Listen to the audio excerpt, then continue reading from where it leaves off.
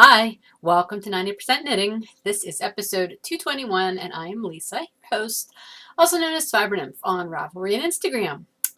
I may look familiar to you today because I did record a very short episode earlier today. That was the introduction video for the Pie of the Every Other Month Club, which signups for that are going to start tomorrow morning.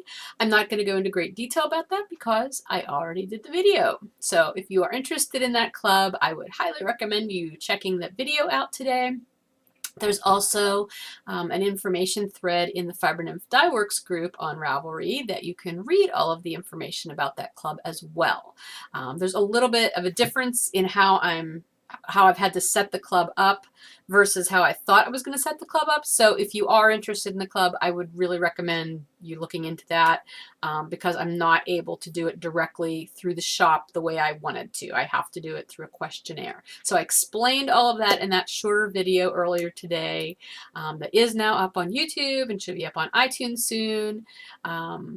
Anyway, that's out there if you're interested. Just wanted to let you know about that up front. But that's why I may look familiar because I recorded earlier and I looked exactly the same as I do now. Probably my hair is probably messier. My hair is also a little bit purple. You seeing that? Yeah, I got my hair done last Friday. If you've watched the podcast for a really long time, you might remember back when I did have purple highlights on a regular basis. I had them for years and I really loved them. And I think I had a blue stint for a while as well. But then I kind of got tired of it, and so I decided, to just do a more normal. I did a lot of red highlights. I like red highlights.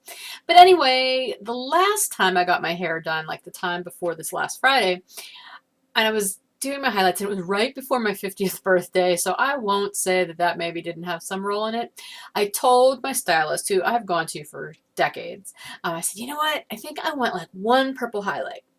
So she did one of them purple and the rest the normal red. But because I kind of sprung it on her, we didn't really have time for her to lighten my hair. She just kind of did it over the red, and it didn't really show up well, and it was fine. I said, don't worry about it. I said, maybe next time I'll go whole hog and do all of them purple. So that's what I decided to do this time, just for something different. And I have to say, I'm kind of feeling a little bit meh about them.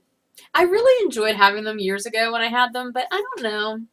They're just not doing it for me now. Plus I got my base color a little bit darker, which is how I used to do it. I had the darker base color plus the purple.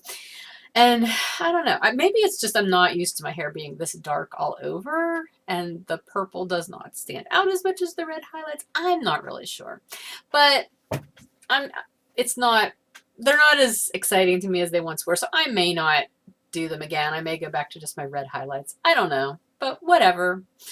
It is what it is, and it's just hair. That's the thing. It grows out and it fades, and you can just do different things all the time. That's the fun thing about it. That's why I never really got too worked up when my kids wanted to do weird stuff to their hair, because it's like, okay, whatever. You want to cut it weird, you want to color it weird, whatever. It'll grow out. It's yeah, it's fine. Anyway, hi. Kind of went right off the edge there. Right at the beginning. Anyway, welcome. If you are here for the first time, my purple highlights and I welcome you. And if you've been watching, thanks for coming back. There were no new introductions in the introduction thread on 90% Knitting board on Ravelry, so I don't have anybody to say hello to this month, or this week specifically, but feel free to post an intro there if you'd like to. I would love to read it. What else? Yeah, pretty much. I don't usually do too much in the line of, administrative stuff at the beginning of my podcast, mainly because I tend to forget. But I do post the videos to YouTube. I post them to iTunes through Podcast Garden. And yeah, you can usually find them there. I embed them in the 90% Knitting group on the episode thread every month, or what am I doing? Every week. And I also post them to the Fiber Nymph Dye Works page on Facebook, which is an excellent place to follow everything about both 90% Knitting and Fiber Nymph Dye Works. Oh, and I feel like I'm going to sneeze. I don't want to sneeze. Okay, I'm not going to sneeze. Anyway, you can find all that information all those places. I usually post show notes in the episode thread on Ravelry in the 90% Knitting group. I apologize. I did not get show notes up last week for last week's episode. It was just one of those weeks. So I'm always happy to answer questions, though, if you have questions about something that I talked about in the group or in the episode. You can post them in the group, or you can PM me on Ravelry, or you can email me at fibernymph@gmail.com. I'm accessible in all those ways. So anyway, and my cold is mostly gone. I think it's pretty much cleared up at this point. I have a little bit of residual stuffiness, but for the most part, it's fine. And my redness in my eye cleared up within a day too. So it was not pink eye. It wasn't conjunctivitis. It was just a red eye, I think, due to my cold. So whatever. It's all good. We're all fine. Let's talk about knitting, right? Because that's why we're here. I don't have any finished objects to show you this week. I thought I would have at least one. I thought I might actually have two, but I do not.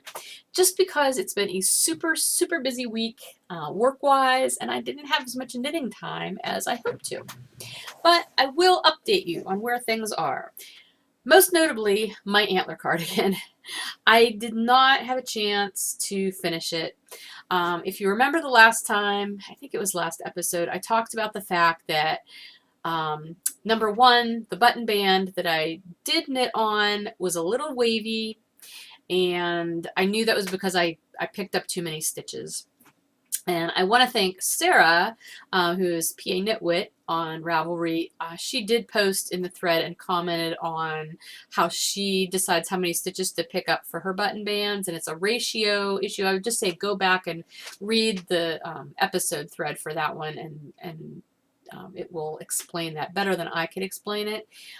So I think when I redo the button band, I am going to try doing it that way, because I have the feeling my ratio is probably going to be a little bit different up here at the top where the cable section is than it will be at the bottom just during in the stockinette section. So I'm going to have to accommodate accordingly.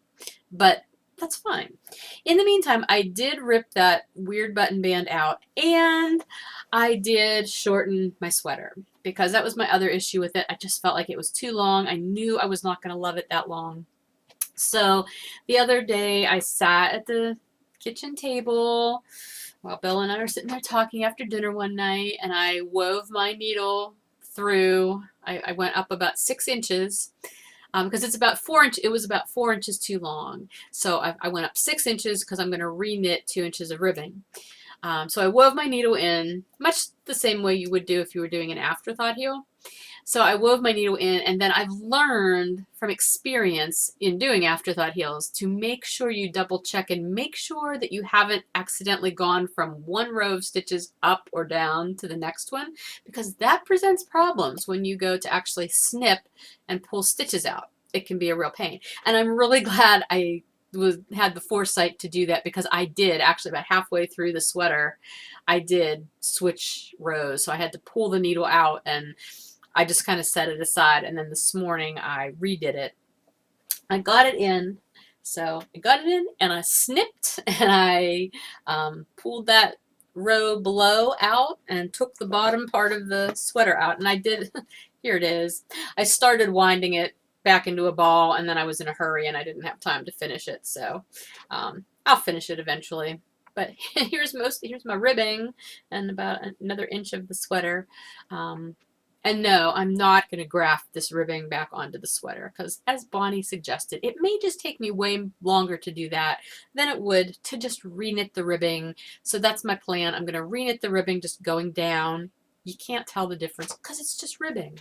So anyway, I did that. It was not nearly as harrowing as it might have been, just because it was very much like doing an afterthought heel. And I knew I had cut it off at the right spot, and so it's ready to go.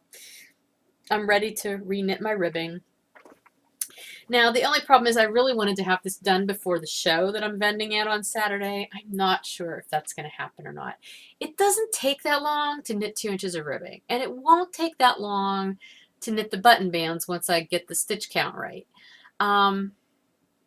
It's just a matter of finding that time, and time is at a premium for me right this moment, because I have a show coming up Saturday, and I have a whole bunch of other work stuff that I need to get done before Thanksgiving. So we'll see. If I don't get it done, I don't get it done. It's not the end of the world. It's not like it's a sample because it's not my yarn. I knit it out of Cascade 220 Heathers in the Aspen color, and that is the Antler Cardigan by Tin Can Knits, and I love it. I absolutely love it. That's why I'm not rushing it. I don't want to rush it just to have it done. I want to have it be as perfect as I can make it so that I just absolutely love it. So anyway, and I also need to get buttons. I have buttons in my stash that will work. They're not the perfect buttons, but in a pinch, I may put them on if I actually do get it finished before Saturday. I may put them on temporarily just so I can wear it. And then once I find the perfect buttons, I'll switch them out. But that's my plan so far. Anyway, that was the one item that I thought I might have finished. Another item that I worked on a lot, and I did not think I would have this one finished, although I also did not work on it nearly as much as I thought I would, is the Naruto sock, the second one. I don't remember how far into this I was last week when I showed it to you. I think I was probably about right here. So I did add up 2 or 3 inches to it. I'm just getting a little bit bored with it because it is just a plain vanilla sock. I still love the colors, and you know, I have the first one done. But the other reason I was not in a huge hurry to get it done was because I was waiting for the black yarn to come in the mail that I ordered to do the afterthought heel. That actually came in the mail yesterday, so I now have that yarn, so I can maybe start cooking through this a little bit faster. Anyway, it's just a plain vanilla sock. This is Gnome Acres yarn in the Naruto colorway. I love the colors, but the other thing is, you know, it's a Christmas gift for my son. And I've been really trying to concentrate on the Christmas gifts because they're gifts and I want to get them finished and I don't want to be hurrying it closer to the holidays. But my other thought the other day was like, it's the beginning of November and none of the gifts that I'm working on are anything that are going to be like super, super time consuming. Like, I'm not knitting anyone's sweaters.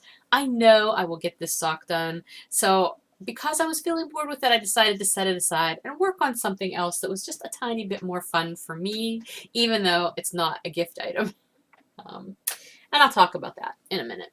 But anyway, the other gift item that I did work on this week was the Ammonite, the weird gift item that I told you about last time. And I did make some progress on it. I don't remember, again, I've been really bad about putting progress keepers in here, progress markers, but here's my last increase. So I've got a couple of inches past there. I have to do 64 rounds at this increase. So I don't know how many I have. I didn't count lately. But I know I don't have 64. I maybe have about 20, I would say. Anyway, I have not bothered starting to put stuffing in it. I was going to just to see like what it was going to look like, but it's just going to be weird. But if nothing else, I know Bill will get a kick out of it. And I'm enjoying it just because I love knitting with Noro. You know I love knitting with Noro. And the colors make me so happy in this yarn. It'll be fine. It's weird and bizarre, but it'll be fine. And that's Noro Kurion. I don't remember the color. 276. Here it is in the skein. I have 4 skeins of it. I have no idea if I'll use all 4. That's kind of my goal, but I don't know how big it'll get with 4. I'm just going to knit it until I feel like it's done, and then it'll be done. I'll stuff it, and I'll coil it up so it looks like an Ammonite, hopefully, and that will be a gift. Whatever. It's fine. I'm having fun with it. Okay, where is my other project? I'm sorry. I'm like... Okay, there's a project bag missing here now. Crud. I wonder if I didn't bring it with me. Because some of my knitting I left up at the mountain house because I actually was not planning to record today. It may not be here because it's not sitting right here. Is it in this bag? No. And it's not sitting on my ironing board over here. We're going to say it's not here. But it's actually the other thing that I thought might be finished this week. And it was that hand spun hat that I started last week, and I showed you the beginning of it. I'm knitting it out of my hand spun, which was some Leading Men Fiber Arts BFL in the That Somewhere colorway. That was the... my telephone's ringing. It's probably some sort of like last minute political call. I'm going to ignore it because I already voted today. Even if I didn't vote already, I would be ignoring the phone. Anyway, you can ignore the phone too. I'm just going to keep talking. The hand spun hat, I'm doing it, I did about 2 inches of ribbing, and I'm doing it in the blueberry waffles pattern. I'll try to remember to post a picture in here because I did actually take a picture and post it on Instagram maybe this morning. I don't remember. But it's coming along, and I thought maybe I would have really kind of just gotten through it and finished it. But I'm enjoying knitting with this yarn so much. The colors are so happy, which is why I'm calling it my hand spun happy hat, that I kind of don't want to finish it. I just kind of want to enjoy the process of knitting it. So, so I'm doing it using the blueberry waffles pattern, which is a sock pattern, but it's just a textured stitch basically. And it looks great, and I love it with the yarn. I'm not entirely sure how I'm going to do my decreases because I don't want to screw up the patterning, so I'm going to have to think about that a little bit, but either way, it'll be fine. I'll figure it out.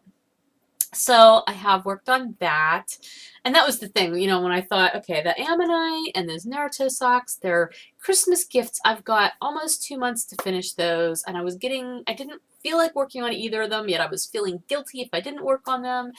So I finally decided, you know what, life is too short, knit what you want to knit. So I was working on that hat a little bit more this week than I probably would have otherwise, which isn't saying a lot because, again, I didn't have a ton of knitting time. Starbucks.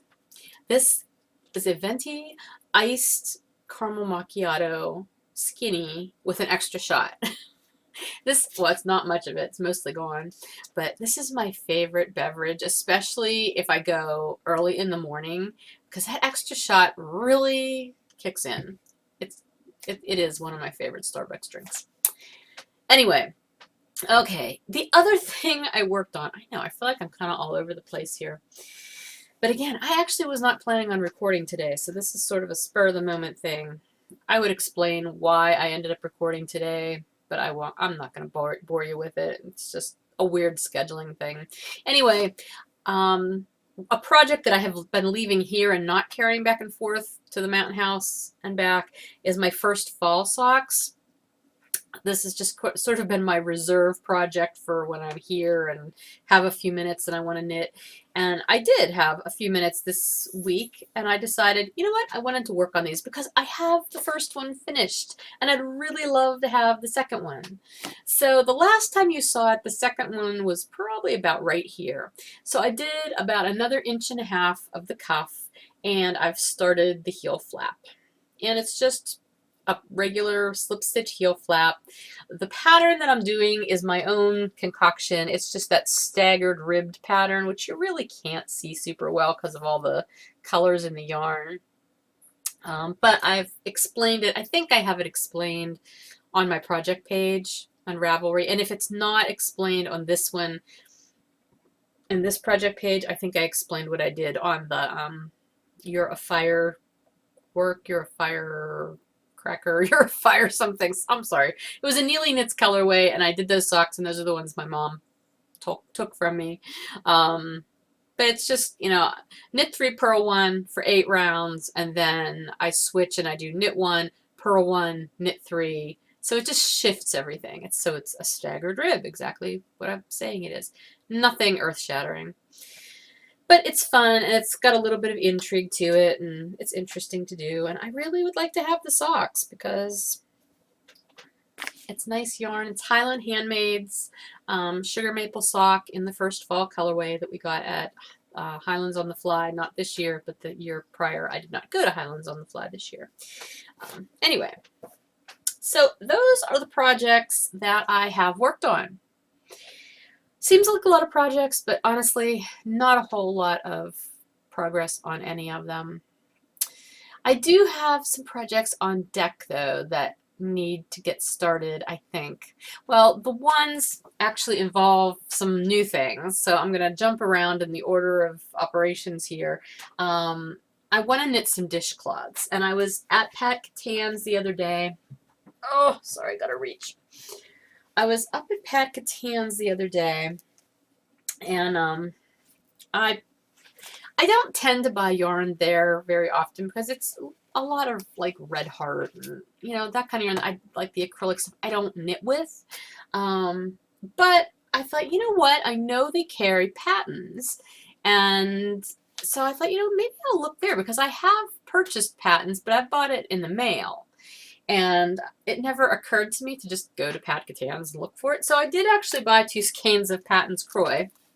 And this is the Patton Croy, just regular Patton's Croy. It's not the effects. So these will be nice stripy socks eventually. I like these colors. They had a few other colorways, but none of them really spoke to me. So I just bought these because it's not like I need sock yarn. But anyway, what I was actually looking for originally in the yarn department was dishcloth cotton. I have some Peaches and Cream left in my stash. Peaches and Cream, I don't know if they still make Peaches and Cream. I thought the company kind of closed, but then somewhere I heard that somebody else took it over. I don't really know. But you know what? Sugar and Cream works too.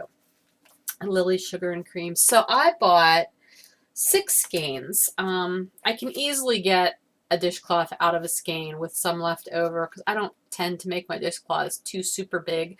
But my thought is to do, I'm trying to find the ones that I bought to go together. I want to do a set of at least 3 dishcloths for my mom for Christmas. Okay, so I've got these 2, which definitely go together. And they're really pretty. I like these blues, and I'm so sorry the light is kind of blowing it out. So there's this one, and there's that one, which I bought 2 of each of those. And then this one, which also, I think this was the other one maybe that went with it. But they only had 1 of these, and this one, which is just kind of a green and white. Maybe it was that one. I don't remember. They all sort of go together, though. So anyway, I think my mother is going to get 3 dishcloths because she likes my hand-knit dishcloths. I've made them for her before. So she's going to get 3. And then when I'm at the show this Saturday, there is a vendor who does handmade soaps. And every year I get at least 1 soap from her. And I think I'm going to pick up a couple because they're very pretty in addition to being nice soap. I'm going to get a couple of bars of soap. Excuse me. And I know in the past she's had some handmade like pottery soap dishes, really pretty ones. So if she's got some of those, I might get a soap dish and a couple bars of soap and then knit my mom some dishcloths. And I think that'll be kind of a nice fun gift because it's really hard to knit for my mom. I mean, she's in Florida. It's warm. I've knit her a lot of scarves and light wraps and, stuff like that. And she just took the pair of socks. I don't know if she needs another pair of socks. I knit her a large wrap one time. It was one of the first things I think I ever knit for her. It's not really an Afghan, but it's a really huge triangular wrap. So she's got that. She doesn't need a lot, but I like to knit for her. So I think dishcloths will be a good thing. And then depending on how many of those, if she has the soap dishes, I may end up buying 3 more of those because I have 3 girlfriends who we get together every Christmas and we do a little gift swap. I may buy, like a dish and a bar of soap and knit each of them a dishcloth as well. I have given them dishcloths before, but you can never have too many dishcloths. I don't think you can anyway. So anyway, that is my sort of plan, and that's what I'm going to do with that yarn. I like knitting dishcloths because they are like just easy and mindless, and like the grandma's favorite dishcloth pattern. It's easy, but it looks pretty. I do mitered square dishcloths. I'll do basket weave. None of those take a lot of brain power, and they don't take that long, and they're just nice projects to do. So that's on deck. The other thing is, I think I may have mentioned this last week and I didn't really elaborate, but I'm really thinking about maybe doing an Afghan for my oldest son, because out of my 3 kids, he's the only one who I've not knit an Afghan for. So for he and his family, I just thought maybe I would do an Afghan. I think I could do it if I did it out of bulky, like my Mega Base. The only thing is I don't have very much Mega left. It's not a huge seller in my shop, so I haven't been stocking it lately. I have a little bit that's undyed, but I really want to do it in specific colors, so I would have to order some of the yarn and dye it in order to do that, and I'm just not sure about the time left to do that. Granted, it would go quickly if it was in bulky, and I'm thinking I'd probably just do a chevron Afghan because I love doing chevrons. And, you know, that would be on larger needles, so I don't know. I'm still playing with that. I don't have a whole lot of time to think about it, but we'll see what I end up doing for them. I would really like to knit them something like as a family gift because I have not had the opportunity to do that yet. So we'll see. Still thinking about that one. Anyway, that is everything for my knitting. No spinning yet again. I'm sorry. It's just not happening. It will. Let's talk about the Work Your WIPs KAL. First of all, the prize winners that I announced last week, I've heard from the 2 who are getting physical items. Your prizes have not been put in the mail yet. I apologize. The one I'm mailing out, it will go out, I promise, soon. The other one is being mailed out by somebody else, but I think I just heard from that person with their address today. So working on that. The Instagram winner, I have not heard from you. You're the one who won the Migrating River hat. So if you hear this, and I didn't write it down, darn it, who was the winner? I was going to re-announce that. Let's see. Let's see if I can find it real quick.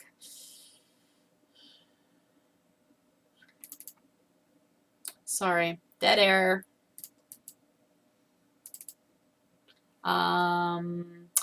Eleanor Gamgee.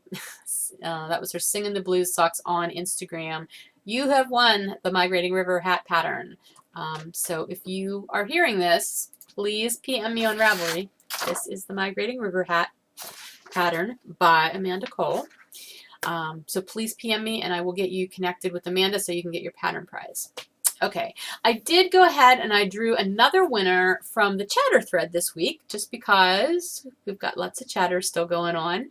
And so I did a random number generator from the whole chatter thread, and the random number generator chose post number 99, which is Clementine O, and she showed a couple of bobbins of really pretty spinning. So Clementine O, I didn't look at your actual name. Gosh, why am I'm so ditzy about this stuff sometimes. I'm not ditzy, I'm just rushing. Rushing is never good. I don't like rushing. So, Clementine O. Let's see. What is your real name? Anyway, you have won the pattern of your choice that is downloadable or giftable through Ravelry up to a $6 value. So please PM me on Ravelry and let me know what pattern you would like. Clementine O. She's got the cutest little avatar. She's holding a little sheep that looks like it's wearing a sweater. It's so cute, a little lamb. Oh, Lisa. Okay, your name is Lisa as well. So Lisa, please PM me. Let me know what pattern you'd like, and thank you for playing along with our knit along. Okay, so we did have a question in the chatter thread also about how to tag your cast-on-itis project, which I did have in the guidelines, but I realized it wasn't super clear. So there is a tag for the whole entire knit-along, but when I think of a tag, I think of something that you're using like on your project page or on Instagram to tag for the whole knit-along. I'm not asking you to do a specific tag for your cast-on-itis project, but what you do need to do is if you had a cast-on-itis project that you cast on last month and you're finishing this month, so it'll qualify as your October cast-on-itis project, when you post your finished object picture in the finished object thread, at the very top of that post in capital letters, it needs to say cast-on-itis, just so that I'm able to pick that out more easily whenever we're doing that particular drawing at the end of this month. So that's all you have to do. It doesn't have to be a special tag or anything. Just make sure it's labeled in capital letters, cast-on-itis. That's all I need you to do. So if anybody has any other questions about the knit along or anything, please, again, ask them in the thread. It helps if you tag me, like if you hot link me in the thread, because I don't have a whole lot of online time right now because I'm super busy with work, but I want to make sure I'm answering your questions. Or you can PM me directly. That's fine too. So anyway, what else? New things. I already showed you some of the yarn I got. That was my Packetans purchase. But like I said, I did get the black yarn in the mail, and I had ordered.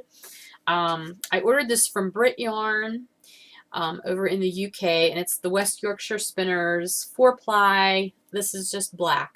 I know, super exciting, right? But it'll be good for the heels, and I'll have it for other projects as well. But, you know, if you're ordering something international and you're paying for the shipping anyway, you're not going to just buy one skein of yarn, probably. At least I'm not. So I also bought this one, which is the cherry color.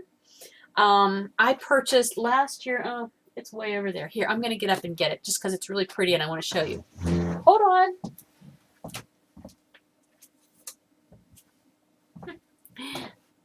Pillow on my chair is coming off. Okay, so last year I had purchased this skein, which is their holiday color. I think it's called Hollyberry or something here. I'll put it right side up. And this is the color that goes with it. So this will be what the heels and toes will be for this. I would really like to make these for Christmas this year. We'll see if I get to do that. I don't know. But anyway, I bought that. But then that was only 2 skeins of yarn, and I thought, oh, why not? So I got a couple more. Aren't they pretty? Oh my gosh. I don't remember what either of them are called. I think this one is Mallard. It's color number 06. No, it's not. Because this one also says 06. They don't label these in an easy to understand way. It's either color 862 or 0129. I don't really know. One of those is the color, one is the lot. I think it's probably 862. Anyway, I'm pretty sure this one is Mallard. And I think this one might be Peacock, though it may not be because there's another one that has similar colors to this. But I just loved the bright blues and greens in that. And this one I think is 851. So anyway, this was some Brit Yarn. Thank you, Brit Yarn. You're always so awesome. I love buying from her. Anyway, so those are my new yarn purchases for this week. And that's enough yarn for this week. Alrighty, let's move on to 10%. I finished the audiobook Buffering Unshared Tales of a Life Fully Loaded by Hannah Hart that I told you about last week. I did enjoy it. It really got pretty intense, though, towards the end. Again, it was a memoir, but she was talking an awful lot about her experience with her mom, her experience as an adult with her mother who has schizophrenia, and all that she had to go through to try to get the courts to appoint her as basically her mother's guardian, I guess. I don't know I can't remember what it's actually called in California. And to be able to get her hospitalized so that she could actually get the treatment that she had really pretty much needed all her adult life and had never gotten. It was very intense. And she also talks a lot about her own issues and everything. It was very honest and very intense is the word I keep going back to. It was not a relaxing book to listen to towards the end. And it was sort of making me anxious just listening to it. I mean, not bad, but it was just like, I think it was more the aspect of, oh my gosh, it's so hard to imagine being a kid growing up the way she did under these circumstances and turning into an adult who isn't just a puddle, you know? I mean, we all face things, and I'm sure lots of other people have gone through similar situations or maybe even worse situations, I'm sure. But it's always just one of those things that I think about. It's like, wow, you've gone through so much and you face so much, and it's just amazing. You know, it's amazing how people can, you know, deal with stuff. It was a good book. It was a good book, but if those are issues that are triggery for you, I don't know, it may not be the book for you. So just fair warning on that one. But by the end of that, I needed something really light to listen to. So I downloaded As You Wish, Inconceivable Tales from the Making of the Princess Bride by Carrie Elwes and a bunch of other people. I'm not sure that he was the only writer. I think other people contributed, but he reads it, and but there are sound clips from a bunch of other people, including Rob Reiner and one of the other production guys and the writer William Goldman and like Billy Crystal and Chris Sarandon and Robin Wright and everything. So it's really fun. It is, because I love The Princess Bride. I'm one of those people who can pretty much quote the whole thing.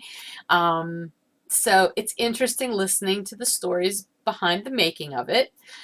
I will say, however, Carrie Elwes, his reading of it almost sounds like he's reading a dramatic thing at times. Like, okay, Carrie, you're not performing a Shakespeare play here. You're reading a book. But his delivery is very dramatic.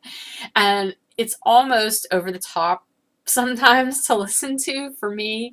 Plus, he does voices. Like, when he's like, Rob Reiner does have parts where it's actually him talking. But then there's also parts where Carrie is telling you a story that involved something that Rob Reiner said. So then he's imitating Rob Reiner's voice. And he gets the general gist of it, but it's, again, over the top.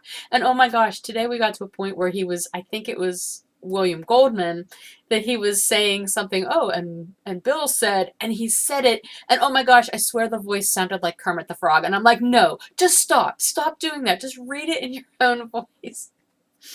It's kind of funny, but I'm enjoying it. It is a really fun book listening to those stories about them. I'm only a couple of hours into it because, again, it's my commuting read or listen. But anyway, if you enjoy The Princess Bride and you're a fan, you might enjoy this too. So I had to laugh today because the part I was listening to, he was saying, okay, in case you've never read the Princess Bride book or seen the movie, I'm going to stop here and just kind of give you a synopsis of what it's about. And I had to think, like, first of all, if you've never seen the movie, what's wrong with you? No. No, I had to think, like, if you haven't already seen the movie or read the book, why would you be reading this book? I don't understand why anybody would be inclined to want to read this book about the making of that the movie if you haven't seen the movie. That seemed unlikely to me, but whatever. He did do a fair job of synopsizing it. That's probably not a word. Anyway, the only other 10% thing I will tell you about is I'll give you a little motorcycle update. I think I told you recently that I finally got brave enough and I went out on the trail bike by myself and like went to Walmart and like out on the real roads and everything. So that had been like my first step. Well, the other aspect to this whole motorcycle shenanigans thing is that even before I got my permit, Bill had a scooter. It's a Suzuki Bergman 400 that he had purchased a few years ago. It was wrecked and he bought it to, fix it. And his plan was to turn it around and resell it, which he does, with some regularity with bikes. But by the time he got it finished, I was in his life and I had said, I might like to get my motorcycle license. And he's like, well, if you're going to get your motorcycle license, I'm not going to sell this. I'm going to give it to you. I'm like, okay, no pressure there. He's like, the reason I say that is because this is the perfect bike for somebody to learn how to use when they're first riding. And it's a scooter. It's not a motorcycle. So a scooter, the difference between a motorcycle and a scooter is that most motorcycles have gears. You have to switch your gears and everything manually, whereas scooters are automatic. And they're also step through. Like, it's not like a motorcycle. You have to put your leg over. Like, it's got the seat goes down and you can step through. It's a scooter. So, I mean, think of Vespa, but larger. Okay, it's not a little Vespa. It's a bigger scooter. Anyway, so he's like, but I want you to learn on the trail bike because if you drop the trail bike, you're not going to hurt it. You're going to do body damage if you drop it. And that was a good thought because I did drop the trail bike quite a bit starting out. But anyway, he knew that I was comfortable on the trail bike and he's like, I really wish you would learn to drive the scooter now. And I had ridden it around in a circle in a parking lot a couple of different times just to get the feel of it, and I just wasn't comfortable with it. First of all, it's heavier than the trail bike by probably 150 pounds, if not maybe a little more. And it's more powerful. Its engine's a little more powerful. And it just intimidated me. And I'm like, no, I'm just not comfortable with this. I just don't feel like I can do it. Plus the weight of the bike sits lower, so it's different to ride. I sit lower when I'm on it. And the whole configuration of how you feel on it's just very different. And so I was resisting. And he was very patient, as he is, but he's like, I just really wish you would give this a try because I think you would love it once you got the hang of it. And he kept saying that. He wasn't really pestering me, but I knew he really wanted me to try it. So finally last weekend, I'm like, okay, I will appease you and I will try riding this thing. He's like, well, it's not about appeasing me. I just really think, I'm like, I get it. It's okay. So Sunday was a beautiful day and we had our extra hour of sleep, but we were both up early anyway because we're early people. So after breakfast, I said, okay, I have to work today, but if you want to go for a little while today, let's go out on the bikes. And there's a state park about 12 miles from our house, which I love this park. It's a very pretty area. I said, let's ride the bikes up to the park. I'll ride the trail bike, you ride the scooter, and then once we get to the park, we'll switch and I'll ride through the park because it's a very untraveled road at this time of year especially, and there's like a 25-mile-per-hour speed limit. I said, let's do that and I'll try to get the hang of the scooter on there. He's like, that would be great. Okay, so that's what we did. And we went out to the park and finally he's like, are you going to stop so that you can get on the scooter? Because I just kind of kept going. I'm like, okay. So we got off at a parking lot and I got on the scooter and I rode it. And you know what? I wasn't even the whole way out the road. I'm like, this is awesome. I love this. I can be so stubborn sometimes about things. And then when I try them, it's fine. And so, you know, I rode it out the park and then we came back through the park. And on the way back to the house, we were going to stop at there's this like little mountain grocery store cafe place. It's up near the one ski resort. And we always pass it, but we've never gone in. So we said, well, we'll stop there and get a cup of coffee, you know, on our way back. So we did that. And he's like, well, are you comfortable enough riding it on the main road? And I'm like, yeah, I'm fine. So we did. And he was making me go in the lead too. That was the other thing, which I usually like to follow him, but the whole trip on Sunday, he wanted to follow me, which is a little unnerving because I know he knows what he's doing and I'm always afraid I'm going to do something stupid. But I was fine and I rode it and then we stopped, we got coffee. It was such a delightful Sunday morning activity, to tell you the truth, the whole day. So, or the whole activity. And then we went back to the house and I'm like, okay, well, I have to go home. I said, because I need to get work done or I have to go to my home. I have two homes at the moment. But anyway, I'm like, can I take the scooter? He's like, well, of course you can take the scooter. It's your scooter. You can ride it wherever you want to. I'm like, but up until now, he's been really hesitant about me riding from the mountain house to this house because usually we take the turnpike. And he said, like, you can take the trail bike to your house, but you can't take that trail bike on the turnpike. It's not built for that kind of riding. It doesn't have the right tires. You won't be able to go fast enough on there without it really kind of wigging out on you. He's like, you have to take the longer route. And I wasn't too sure about doing that because there's a lot of hills on that route. And even though I've gotten much better at starting on hills on the trail bike, working the clutch and everything, I wasn't feeling 100% comfortable. And I said, well, that's fine. I'll take the scooter and I'll go because we were spending Sunday night here, but Monday was supposed to be a nice day, so I could drive it home Monday. I'm telling you a whole lot of stuff you probably don't care about, but I'm excited because I rode it home. I actually rode it on the turnpike and I was fine. I was so comfortable. It's awesome. It's a wonderful little bike. So I'm working my way up the progression of bikes because he's got a bunch of bikes and there's like 2 more in his bike corral that I could conceivably ride that are not too big for me, but each one gets successively bigger. So I'm working my way up, and once he decides that I'm comfortable enough on this one, he'll let me ride the next one up. So, but they're both motorcycles. They're a little more involved than just the automatic. That's the nice thing about the scooter though, because when you want to go, you just roll on the throttle and boom, you go. There's no clutch, there's no hesitating. It's just you go. It's awesome. So anyway, that was my motorcycling accomplishment for this week, which I'm hoping the weather holds out enough that I can continue riding a little bit because I really enjoy it. And now that I'm getting better at it, it's really, really enjoyable and I'm not as nervous about it. So anyway, I think that's everything for the main part of the show. Main part of the show. That sounds so formal. Let me talk to you about some shop news. First of all, smooth sailing, sunny skies. I have made the donations from the proceeds from that fundraising when I was selling those for the fundraising purposes for Hurricane Matthew relief. So I donated $105 to Haiti H2O and $105 to the American Red Cross Hurricane Matthew specific fund. I will try to put a picture here of both of those receipts. Not that I don't think you trust me, but just so that you can see them. If I can't put them in here, I will post them in the thread in the Fiber Nymph Dye Works group, because I believe I did have a thread in there about the fundraising effort that I was doing.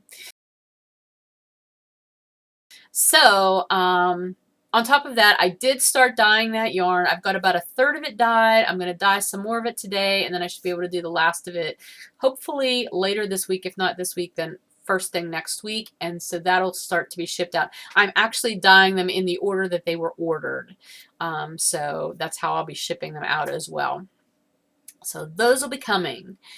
All right, the Pie of the Every Other Month Club, I already told you about that at the beginning of the podcast. The signups are going to go live tomorrow morning at 9 a.m. Please see the video that I posted earlier today for the information about that, or read the information thread in the Fiber Nymph Dye Works group. Because that's where all the information is. So I'm really excited about the club. I have 3 fantastic ideas. Like, I think they're fantastic, and I think you'll love them too, for the pie themes for those 3 skeins of yarn that you'll be getting if you join. So anyway, no more about that. I am vending on Saturday at Indie Knit and Spin, which is here in Pittsburgh. It is at the Edgewood Town Center, No. It's at the Edgewood Community Center. Edgewood Town Center is a shopping center. I don't know what I'm talking about. The Community Center in Edgewood. So it's in Regent Square, part of Pittsburgh. But if you go to the website, which I will link, I'm sorry, I don't think I linked that last week because I didn't do show notes. But anyway, if you're going to be near Pittsburgh, please stop by. So many wonderful indie vendors, yarn, fiber, spindles, soap, it's mostly all things related to fiber. The soap, she also sells project bags sometimes. There's another project bags vendor, at least 1, maybe 2. Just so many fun things. And we're doing demos, which I need to get my demo stuff ready really soon too. It'll be a lot of fun though. I can't wait, and I hope I'll see you there. If I do see you, please say hi, or if you're there, see me, say hi.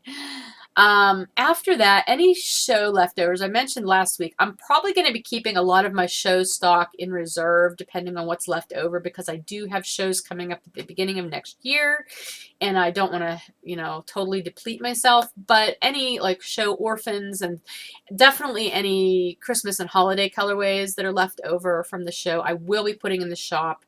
I'm probably going to have that update on the 19th, which will be the following Saturday at 9 a.m. That makes it a little bit international friendly too. But I will confirm that next week, and you can always look at the top of the shop page for the time and date of the next update.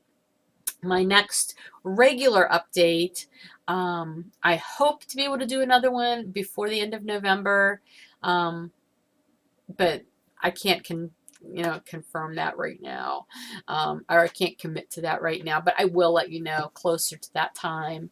I know I've had questions about whether or not I'm going to be dyeing any more of my new Christmas and holiday colorways, and I do plan to do that again at least once more. Not a specific only Christmas update, but I do plan to do more of the Christmas colorways, so those will be in the next regular update. which will be either the end of November or beginning of December. So stay tuned for that. I'll let you know. Anyway, all right, that is everything. I feel like I've been talking a whole lot today between doing the short episode before about the club and now this one. So I'm going to go. Again, if you have any questions about anything I've talked about, please post it in the episode thread on Ravelry in the 90% Knitting group. If you have specific questions that you need an answer to, please email me, fibernymph@gmail.com, and especially anything having to do with my yarn business, please email me. Don't give me a Ravelry message because I'm horrible about, they're hard to keep track of. It's not me being horrible. Those are hard to keep track of. I can keep track of my emails though, so I prefer to do business stuff through email. But anyway, that's everything. Have a great rest of your week, and I will talk to you next week. Bye.